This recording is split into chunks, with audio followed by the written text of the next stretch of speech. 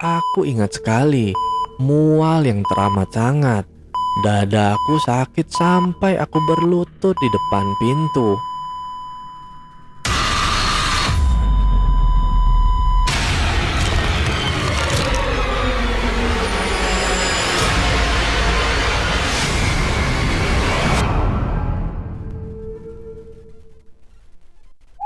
Halo para pecinta kisah horor di luar sana. Berjumpa kembali dengan saya, kurator dari kanal Swarna Lokaya. Kali ini kita akan membacakan kisah dari akun Twitter Payung Hitam yang berjudul Yang Terkasih Anandaku. Untuk para pendengar yang mau membaca kisah ini secara langsung, saya juga menampilkan link pada kolom deskripsi. Dan silakan follow akun penulis. Sebelum kita masuk ke dalam ceritanya, saya mohon dukungan dari para pendengar untuk klik subscribe, like, and share. Dan jangan lupa aktifkan lonceng notifikasinya agar para pendengar tidak ketinggalan kisah-kisah terbaru dari Swarna Lokaya. Untuk para pendengar yang sudah memberikan dukungan, saya ucapkan banyak terima kasih. Dan semoga Tuhan juga melancarkan setiap usaha dari para pendengar. Mari kita mulai tenggelam dalam kisah ini. Kisah dimulai.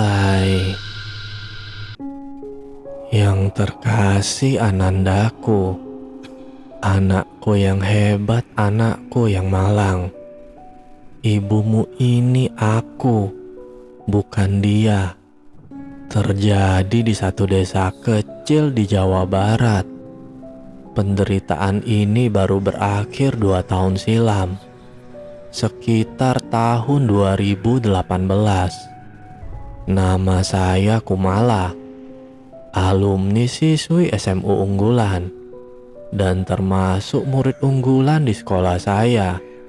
Saya mempercayai admin Payung Hitam, karena awalnya memang admin langganan all shop saya. Jadi akhirnya kami sudah sangat dekat dan saling bertukar cerita.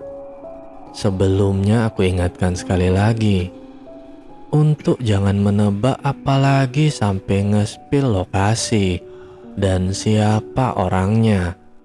Kalau siapa tahu di sini ada tetangga atau kerabatnya.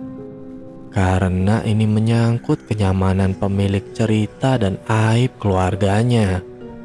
Ceritanya lumayan rumit dan bikin admin sendiri yang membungkus ceritanya merinding disco. Jadi lebih baik kita ambil dan petik hikmah dan pelajaran dari cerita ini. Gak perlu panjang-panjang intro. Admin langsung saja ke ceritanya, karena bakal jadi cerita panjang. Sudut pandang Kumala. Aku selalu merasa bangga pada diri sendiri, karena dari kecil aku selalu dapat pujian dari ibu dan ayah. Hal apapun itu, keluarga dan teman-temanku juga sering memujiku, terutama soal fisikku yang dicirikan cantik. Namun, cuma itu tingkat kebahagiaanku. Kehidupanku yang bahagia gak utuh lagi di umurku yang ke-12, karena orang tuaku meninggal beserta adik dan kakakku karena kecelakaan bus. Aku hidup sebatang kara. Akhirnya aku dititipkan di pesantren, yang sekalian bisa dibilang juga itu panti asuhan. Lalu bertahan 3 tahun saja. Alias, aku habiskan masa SMP-ku di pesantren. Mulai lulus SMP, waktu SMA akhirnya aku diasuh dengan adik dari ibuku atau tante. Dan disekolahkan di sekolah umum. Sebut saja tanteku, Tante Lilis, beserta suami dan 2 orang anaknya yang umurnya masih sekitar 7 sampai 8 tahun. Mulanya, inti cerita dari kisah ini saat aku dulu kelas 2 SMA, sekitar tahun 2005. Aku punya banyak rekan.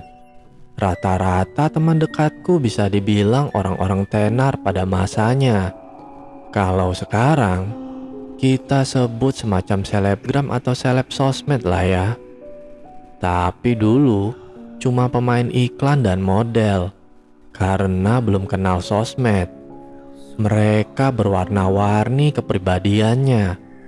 Tapi yang paling akrab dan banyak nyambung denganku, namanya Emi. Emi anak orang mampu, baik sekali, loyal pada siapapun, cantik budi dan fisiknya. Tapi sayang, ia seringkali mudah tertipu. Iya, Emi mudah percaya dengan kata-kata orang. Maka dari itu, akulah orang yang pas untuk akrab dengan Emi. Karena aku selalu beri dia banyak nasihat. Suatu hari, Emi pernah mengajakku ke suatu restoran. Ia mengaku punya kenalan untuk bekerja dengan gaji yang lumayan. Akhirnya aku turuti pinta Emi. Sampai di sana, aku bertemu dengan seseorang yang dimaksud. Aku kurang yakin karena itu seorang wanita tua yang dari penampilan pun jauh dari kata modern, apalagi orang mampu. Kira-kira ia mau kasih kerjaan apa ke Emi? Aku berinisiatif untuk pisah meja saja dengan Emi karena aku takut mereka membicarakan hal yang seharusnya aku nggak tahu. Tapi Emi justru minta aku duduk gabung dengan mereka. Sopan ibu ini jauh-jauh dari kita. Ucap Emi. Aku agak bingung kenapa kita, padahal dia yang punya urusan. Tapi aku ikut saja ajakan Emi. Ibu itu ramah sekali. Sepertinya ia sudah punya anak seumur kita, atau bahkan cucu. Di sana, ibu ini menjelaskan ajakannya untuk bekerja sama menjadi model dari produk kosmetiknya. Aku juga agak kaget. Penampilannya orang desa dan sudah tua, tapi ternyata owner kosmetik. Wow. Nanti sistemnya, Emi jadi model utama dan kamu cadangannya. Gak apa-apa kan, Neng? Kata ibu itu padaku setelah diskusi panjang tentang sistem kerjanya. Aku cuma mengangguk setuju. Yang awalnya aku gak ngira sama sekali aku bakal diajak kerja juga. Dan dari penjelasannya, intinya aku dan Emi gak perlu kerja setiap hari. Cuma pada saat waktu-waktu tertentu ibu itu butuh, baru kami harus datang padanya. Aku lupa saat ceritakan ini kepada admin nama ibu yang sebenarnya. Jadi kita bilang aja ibu itu ya. By the way, produk yang beliau punya bukan brand besar. Ia cuma memasarkan di Pulau Jawa di pusat oleh-oleh, dan jarang juga orang tahu. Singkat cerita, kesepakatan kita tertanda di atas materai untuk kontrak selama 2 tahun. Alias, kontrak ini akan habis waktu nanti aku lulus SMA. Bayarannya lumayan, bisa untuk jajan dan memenuhi keperluan sendiri, agar gak selalu minta sama tanteku. Tapi Emi justru kasih 20% bayarannya ke aku, karena aku yatim piatu alasannya. Mulia sekali hati Emi. Aku juga gak tahu Emi dapat pekerjaan itu dari mana, dan kerja dari ibu ini dari mana. Bahkan aku gak terpikirkan untuk bertanya juga. Awalnya, pekerjaanku berjalan lancar, dan aku punya hubungan baik dengan Emi.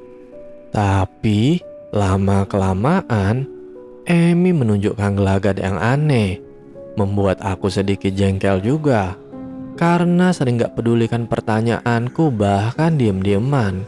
Lalu tiba-tiba pada suatu hari, Kamu besok ada acara nggak? Kita ke rumah ibu yang kemarin yuk. Katanya dia ulang tahun. ajak Emi. Karena aku kelewat senang Emi sudah mau bicara denganku, aku terima ajakannya. Dijanjikan besok aku akan berangkat. Emi cuma bilang besok, tanpa kasih tahu aku jam berapa. Dan juga, ibu owner itu nggak juga ngontak aku. Dia cuma ajak lewat Emi. Besok adalah hari Kamis, yang mana aku bakal berangkat ke rumah ibu owner setelah pulang sekolah. Aku sudah siap dari siang. Aku pulang jam 1 dulu. Aku pikir berangkatnya siang atau sore. Betul saja, Emi telepon aku jam 7 malam. Ya sudah, berhasil izin dan meyakinkan tanteku, aku diperbolehkan pergi. Tapi heran juga kenapa semalam ini. Di kereta terakhir, aku tanya pada Emi, kok malam banget acaranya? Oh, nggak apa-apa. Biar langsung ke inti acaranya. Jelas Emi singkat. Mau balik jam berapa kalau begini ceritanya? Tanya aku agak protes ke Emi. Ya udah, nanti dijanjikan. Kita diantar kok sama supirnya si ibu. Kata Emi menenangkanku. Akhirnya sampailah kami di lokasi. Seperti tanpa ada pesta. Sunyi sekali. Kami masuk tanpa permisi karena pintunya terbuka. Mungkin sedang ada sesi doa, karena yang ulang tahun bukan anak-anak lagi. Salah dugaanku. Memang betul tidak ada pesta. Cuma ada ibu yang duduk di sana dengan laki-laki yang mungkin anaknya.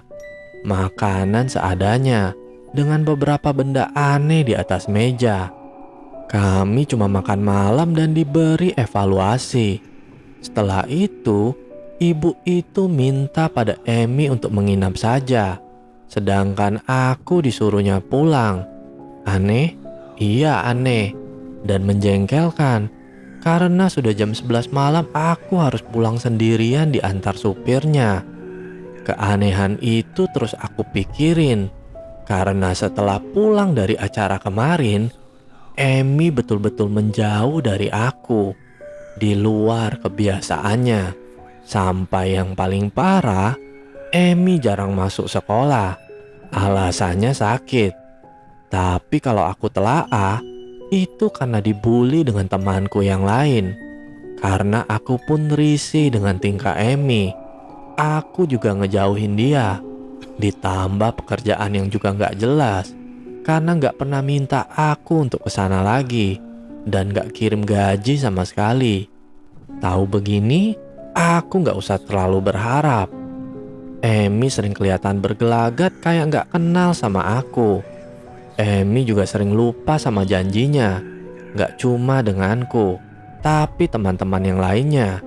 Emi lebih temperamen dari biasanya. Tapi kadang-kadang sikapnya kayak biasa. Bahkan dia lupa kalau pernah ngeselin. Tapi aku anggap itu sepele. Mungkin Emi sudah punya kesibukan di luar sekolah. Kayak kacang lupa kulitnya. Nanti di akhir ku jelaskan mengapa Emi begini. Singkat cerita, di suatu hari, setelah berbulan-bulan gak tegur sapa dengan Emi, aku ingat waktu aku pulang sekolah. Disambut tanteku dan Emi di ruang tamu rumah tanteku dengan tatapan gak enak. Aku lihat Emi yang secara fisik aku lumayan kaget karena kurus sekali dan kulitnya kusam. Aku kaget karena Emi jarang masuk sekolah. Sekalinya masuk, aku cuma lihat Emi sekilas dari jauh. Mungkin ini masalah yang serius. Aku didudukkan dan dijelaskan. Emi menyuruh aku untuk gak balik lagi ke rumah owner kosmetik itu. Terlalu berbahaya. karena menyangkut masa depanku nantinya. Katanya, owner itu semacam mau cari tumbal. Tapi alasan yang diberikan betul-betul gak masuk akal. Aku gak bisa percaya kata-kata Emi lagi. Lagian, aku harus berpikiran logis. Di sini, aku udah lumayan buta dengan uang yang gak seberapa itu dibandingkan nyawa dan kesetiakawanan. Sampai aku melawan dan menyangkal nasihat Emi habis-habisan. Padahal dipikir-pikir juga, Emi lah yang baik hati ngajak aku kerja bareng. Tanteku juga sudah menasihati aku untuk jangan balik lagi. Tapi aku ngeyel. Gak lama dari hari itu, ada telepon masuk lagi panggilan dari tempat kerjaku yang bilang kalau aku sudah jadi model satu-satunya.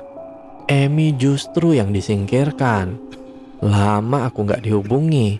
Aku kira aku udah gak dibutuhkan. Ternyata masih juga. Dan kebetulan sekali, setelah aku bertikai dengan Emi dan tanteku, berjalanlah aku sendiri dengan senang ke rumah ibu owner itu. Waktu hari yang ditetapkan kapan aku harus datang, aku diminta datang sore hari. Janjinya sebentar saja. Aku foto langsung pulang. Tapi ternyata nggak begitu. Sampai jam 9 malam aku belum pulang. Sedangkan aku sudah sangat lelah. Mana lagi aku nggak ada persiapan untuk menginap. Malam itu, waktu aku bingung mau pulang gimana, aku disapa oleh ibu owner. Dia minta aku untuk menginap saja. Tapi aku bilang tidak bisa.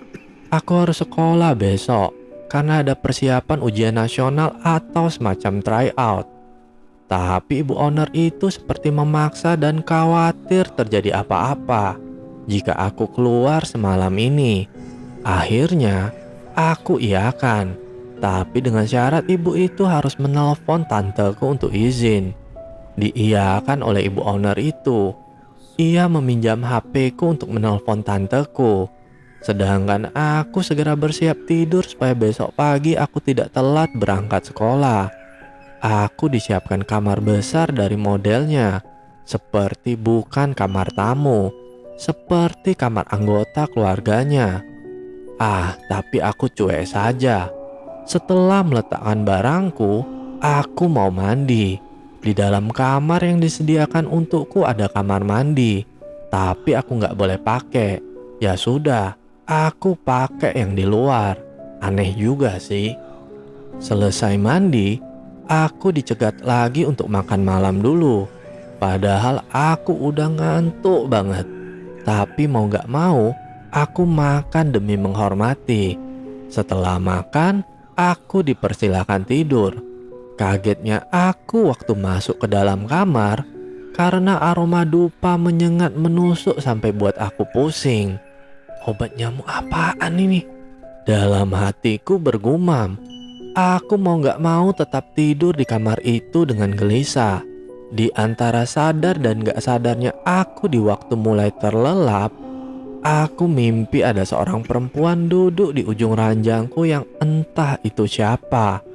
Seperti bergumam dan membelakangiku, sambil memijat-mijat ujung jemari kakiku. Tapi aku gak bisa bergerak untuk bangun. Perempuan itu nampak aku kenal. Tapi gak mungkin masa itu ibuku? Ibuku kan sudah meninggal. Aku mencoba tidur lebih dalam lagi. Tapi suaranya semakin jelas. Seperti nyinden dengan bahasa Sunda yang lirih. Dan sesekali berbicara. Tapi aku gak paham. Karena diselingi dengan isak tangis. Aku paksakan bangun. Dan kaget ternyata di depanku ada ibu owner kosmetik itu. Berdiri di ambang pintu. Menatapku begitu saja tanpa sepatah kata. Aku lihat bajunya persis yang dipakai perempuan dalam mimpiku. Apa tadi bukan mimpi ya? Sudahlah. Mungkin ibu owner itu cuma ngecek aku. Sudah tidur apa belum? Setelah itu, aku kembali tidur pulas. Paginya, aku bergegas mau pulang. dan berangkat sekolah. Tapi aku keliling rumah ibu owner untuk pamit yang ternyata sepi, gak ada seorang pun. Akhirnya aku pergi ke bangunan satunya, gak ada orang juga, sepi. Karena ngerasa buang-buang waktu, aku pergi ke stasiun sendirian. Masa bodoh, gak usah pamit dulu. Jujur dan betul-betul aku bingung, kenapa sepi sekali di kota ini. Padahal ini hari kerja, gak ada hari besar juga atau tanggal merah. Aku naik kereta ke rumah. Sepanjang perjalanan kereta gak berhenti di beberapa stasiun, alias langsung ke tujuan. Tumben kataku. Dari stasiun ke rumah gak begitu jauh. Karena aku buru-buru, akhirnya jalan kaki ke rumah dan siap-siap sekolah. Sampai di teras rumah, aku ingat sekali mual yang teramat sangat. Dadaku sakit sampai aku berlutut di depan pintu. Akhirnya aku pingsan. Terbangun entah di mana. Di sebelahku tanteku dan seorang bapak-bapak yang aku gak kenal.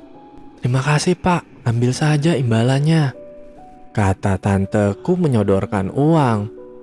"Gak usah bu, gak apa-apa, saya buru-buru," tolak bapak itu sambil memegang tangan tanteku. Tanteku terus terisak. Aku bingung. "Tadi siapa tante?" tanya aku. Tanteku kaget melihat aku sudah bisa bicara. Ia marah, sedih, semua jadi satu di raut wajahnya. Akhirnya aku dibawa pulang. Lalu tanteku cerita kalau aku sudah hilang pada hari. Bapak tadilah yang menemukanku tidur di bengkelnya. Katanya aku ada di bengkelnya sebelum ia datang, alias bengkelnya masih tutup. Karena heran dari mana aku masuk, bapak itu tanya, tapi jawabanku ngelantur. Hampir mau diurus ke kantor polisi saat hilangnya aku di hari ketiga. Tapi tanteku yakin aku masih ada di sekitaran rumah. Dan betul saja kan, ada tetangga dari bengkel itu yang kenal dengan tanteku dan melaporkan ke tanteku kalau aku sudah ditemukan. Akhirnya aku dibawanya pulang. Lokasi bengkelnya tidak jauh dari rumahku, tapi cuma beda desa saja. Setelah kejadian itu, aku sakit dan tanteku peka nampaknya ada yang gak beres. Aku beberapa kali didoakan dan diberi nasihat oleh seorang ahli agama. Waktu itu, ahli agama itu bilang ada orang yang mau memperkosaku supaya aku jadi bagian dari mereka. Karena setelah jadi bayi, aku bakal tunduk pada mereka. Untungnya, kata ahli agama tersebut, aku gagal diperkosa. Mereka yang dimaksud masih kemungkinan adalah anggota keluarga dari ibu owner kosmetik itu. Tentang ibu owner kosmetik yang aku minta izin dengan tanteku di malam aku menginap, ternyata gak dilaksanakan sama ibu itu. Ibu itu bohong. Tanteku betul-betul gak menerima telepon atau SMS dari nomorku sama sekali. Bahkan kontak ibu owner itu sudah dihapus dari ponselku. Kalian bingung? Apalagi aku gak merasa menghapusnya. Aku hilang 4 hari. Tapi yang aku ingat, aku hanya pergi beberapa jam untuk pulang. Dan aku ingat sudah sampai di depan pintu rumah. Lalu aku gak ingat apapun lagi alias pingsan. Kata seorang ahli agama tersebut, jiwaku sudah berada di alam lain waktu aku terbangun dari tidur. Dan memang waktu di dunia lain terasa lebih cepat. Sedangkan di dunia manusia, aku sudah gak pulang berhari-hari. Seperti itulah intinya. Semoga kalian paham. Tanteku termasuk orang yang simpel dan gak mau ribet. Atau mungkin dia terlalu sibuk mengurus anaknya yang masih kecil. Sampai setelah kejadian ini, dia mau semua dilupakan aja. Dan jangan pernah ingat ibu owner kosmetik itu lagi. apalagi sampai datangkan ke rumahnya. Padahal aku penasaran banget, ibu itu kemana dan kenapa dia harus punya niat jelek sama aku. Hari-hari aku lalui dengan kondisi fisik yang kian melemah. Aku sakit yang aku pendam sendirian karena gak mau repotin tanteku lagi. Iya, walau terus diobatin, aku mengaku aku sudah mendingan. Terus, begitu sampai tiba waktunya ujian nasional dan lulus SMA, aku baru merasa sembuh. Betul, bertepatan saat kontrak pekerjaanku habis dengan ibu owner tersebut. Setelah lulus, aku dijodohkan dengan seorang laki-laki pilihan omku. Yang gak lama dari situ, kami menikah. Aku menikah di umurku yang ke-19 tahun, tanpa penolakan dari calon suamiku, dan aku menerimanya juga. Pernikahan berjalan lancar dan bahagia hari itu. Awalnya baik-baik saja, dan sampai saatnya aku mengandung anak pertama 2 tahun setelah menikah. Sukacita betul-betul terasa di keluarga kecilku. Aku rawat dan jaga bayi ini, kontrol kebidan rutin, dan suamiku juga melarang aku berkegiatan yang berat. Pokoknya, aku betul-betul ratu selama 9 bulan. Tapi, ada momen yang aku pikir ini aneh. Aku sering memimpikan seorang perempuan yang aku gak kenal, gak pernah ketemu. Bahkan aku gak pernah terpikir apapun soal orang lain. Perempuan ini selalu membawa seorang anak kecil yang baru bisa jalan. Dia menitipkan anak ini karena dia sibuk berjualan di pasar. Setelah itu, ia pergi meninggalkan aku. Begitu terus alur mimpiku tentang perempuan misterius ini. Gak setiap hari, tapi lumayan sering, sampai buat aku bertanya-tanya. Singkat cerita, aku melahirkan bayi perempuan. Aku beri nama dia Nanda. Bayiku normal secara keseluruhan. Lahiranku pun normal. Aku bersyukur karena dapat menikmati kehidupan baru yang bahagia. Hari-hari aku jalani. Sampai suatu hari, suamiku terus-terus berterima kasih padaku. Selalu memuaskan hasratnya hubungan intim setiap malam. Aku bingung karena aku gak merasa melakukannya. Awalnya suamiku aku anggap bercanda, tapi semakin kesini semakin serius. Aku sering marah dan curiga. Sebetulnya ia berhubungan dengan siapa? Aku tanya apa yang aku kenakan pada saat itu. Ya betul, baju yang kupakai hari itu. Aku sampai berusaha terjaga di malam hari, menunggu suamiku tidur duluan untuk lihat apa yang sebenarnya terjadi. Aku gak menemukan keanehan. Seperti mungkin suamiku menyelinap keluar rumah dan lain-lain. Tapi enggak. Aku cuma melihat suamiku mengigau. Ya sudah, mungkin sebelumnya ia cuma mimpi. Pikirku selalu positif. Di umur bayiku yang ke-5 bulan, suamiku bersikap aneh. Gelagatnya aku ingat seperti teman lamaku Emmy. Seperti menjauh dan gak mau pulang ke rumah.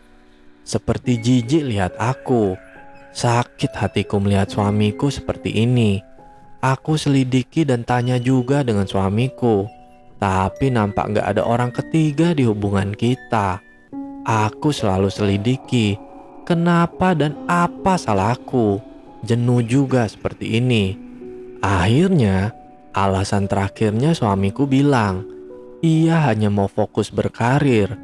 Betul-betul gak masuk akal. Padahal beberapa bulan yang lalu dia masih senang-senang aja. Aku digugat cerai setahun berikutnya. Semakin mantap gugatannya. Karena anakku Nanda, dia didiagnosa memiliki kelainan Down syndrome. Bahasa medisnya, betul-betul terpukul dengan hidup yang sekarang. Aku gak punya dukungan dari siapapun, termasuk tante dan omku. Mertuaku justru mendukung perceraian ini karena malu juga. Alasannya punya cucu Down syndrome. Tapi kenyataan mau diubah seperti apa lagi? Aku nggak punya pembelaan juga. Aku harus menelan bulat-bulat pil pahit ini, mensyukuri apa yang sudah aku punya, menjadi orang tua tunggal untuk Nanda. Aku sekolahkan ia dan menganggapnya sebagai anak pada umumnya.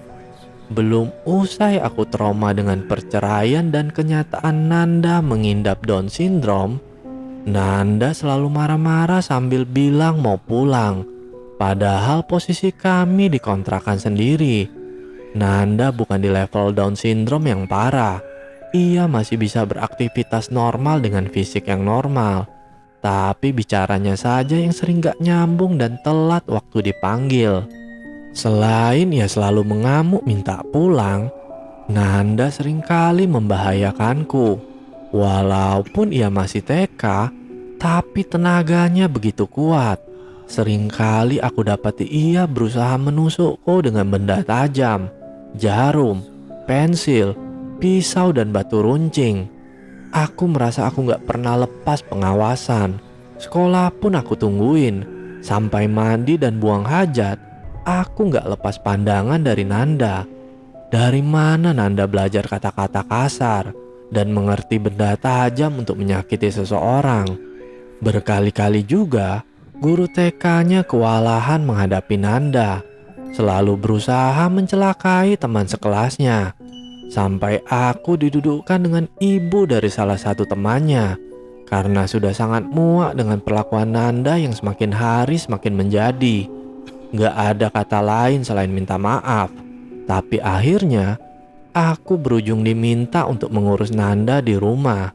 Iya, Nanda dikeluarkan dari sekolahnya. Aku selalu sabar, dan tanpa sadar, aku begitu kuat menghadapi cobaan ini tanpa menangis. Sampai akhirnya aku menangis sejadi-jadinya saat aku ajak Nanda bicara. Nanda, ibu capek Nanda nakal terus. Nanda harus baik ya sama ibu. Kataku memohon pada Nanda. Malam itu di rumah kontrakanku yang isinya cuma aku dan Nanda. Bu Mala bukan Ibu Nanda. Dengar ya, gak usah banyak suruh. Saya mau pulang. Bentak Nanda. Kagetnya aku. Bukan cuma pengakuan aku bukan ibunya, tapi kagetnya aku jawabannya bisa nyambung. Bertubi-tubi pukulan hidup malam itu. Setelah sekian lama merasa diri ini kuat, akhirnya air mata ini tak terbendung lagi. Semenjak kejadian malam itu, Nanda selalu bilang aku bukan ibunya. Tapi aku selalu berusaha membesarkan Nanda sepenuh hati. Sampai di titik sabarku habis, aku berniat memasukkan Nanda ke rumah sakit jiwa karena tingkahnya yang kelihatan semakin gak wajar. Dan banyak juga saran dari orang lain untuk periksakan kejiwaannya. Gelagatnya bukan lagi seperti anak Down syndrome. Aku minta juga Nanda untuk diurus di rumah sakit jiwa karena aku harus bekerja untuk menyambung hidup. Segala pemeriksaan dan pengumpulan data akhirnya disetujui juga oleh pihak rumah sakit. Oh iya, jadi selama ini aku cuma berobatkan Nanda ke puskesmas di desaku dan dirujuk ke rumah sakit kecil. Aku juga minim pengetahuan tentang Down syndrome dan gangguan jiwa. Aku beberapa kali bingung dari masukan orang dan bahkan dokter yang selalu berbeda-beda diagnosanya. Aku selalu terima-terima saja masukan dari siapapun. Padahal setauku, Down syndrome dan kelainan jiwa adalah hal yang beda. Tapi setelah ke rumah sakit jiwa, justru diketahui juga anakku mengidap gangguan jiwa.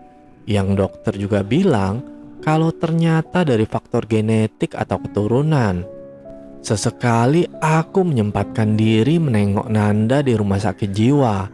Nanda punya satu suster yang menanganinya. Sebut saja namanya Bu Riri.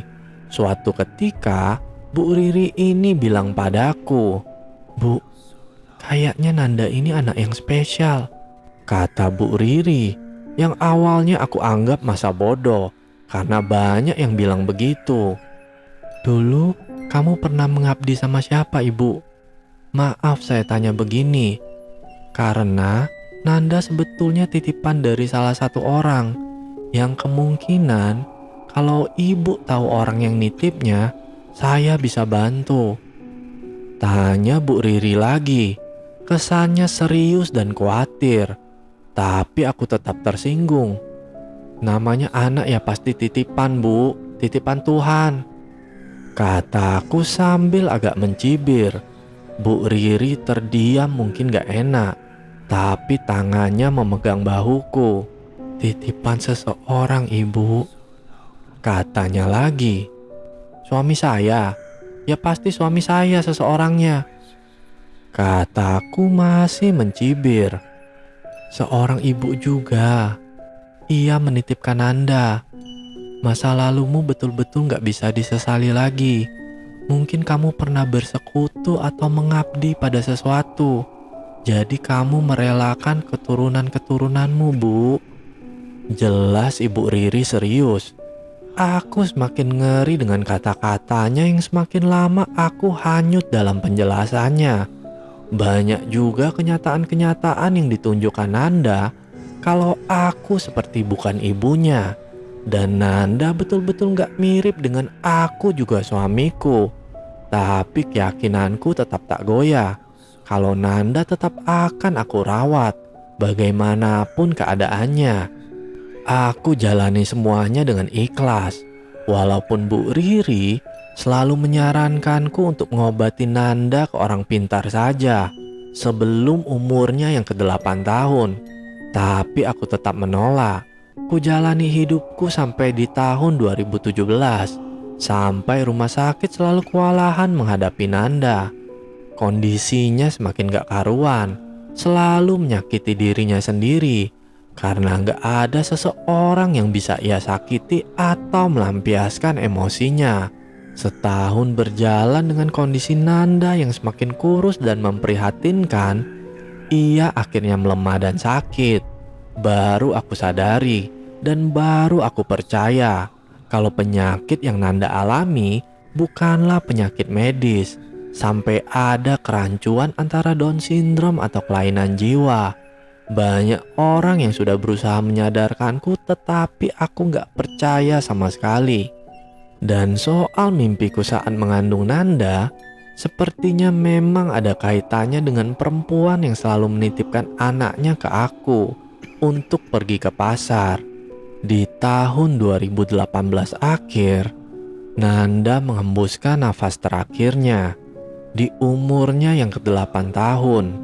Terpukul, tapi juga merasa usai penderitaanku karena selain sulitnya mengurus Nanda, aku harus menanggung malu sebagai seorang janda yang mempunyai anak Down syndrome dan gangguan jiwa. Tanpa aku cari jawaban sebenarnya apa yang menimpaku, aku cuma berserah diri pada Tuhan. Memang ini takdir hidupku. Tahun berlalu, tepatnya di tempat kerjaku yang baru, aku beranikan cerita masa laluku yang kelam. Di sana, ada satu temanku yang menceritakan satu film yang sempat booming pada masanya di tahun 1980-an. Tapi aku gak tahu film itu karena aku benar-benar kudet. Betul persis dengan apa yang aku alami. Keluarga yang ada di film itu betul-betul hampir kehilangan anaknya di umur yang ditentukan. Percaya gak percaya, tapi ini aku simpulkan dari diri sendiri. Mulai dari prosesinya dan urutan kejadiannya. Persis seperti ibu owner kosmetik yang dulu pernah mempekerjakan aku. Betul-betul aku punya dendam yang mendalam untuk owner kosmetik itu. Tapi aku kehilangan jejaknya. Aku cuma mau berdoa supaya kedepannya ini menjadikan aku pribadi yang lebih bijak dan hati-hati. Aku juga minta pada kalian doanya untuk anakku, almarhumah Nanda, agar tenang di sisi Yang Maha Esa. Aku sayang sekali dengan Nanda. Tamat. Halo para pendengar. Jika para pendengar suka dengan kisah ini, boleh tinggalkan komentar di kolom komentar ya. Dan bagi para pendengar yang ingin cerita horornya dibawakan, silakan kirimkan ke email suwarna.lokaya@gmail.com. Baiklah, cukup sekian kisah horor kali ini. Semoga para pendengar dan beserta keluarga sehat selalu. Dan sampai bertemu lagi dengan kisah horor selanjutnya. Tentu saja di kanal Suwarna Lokaya. Bye.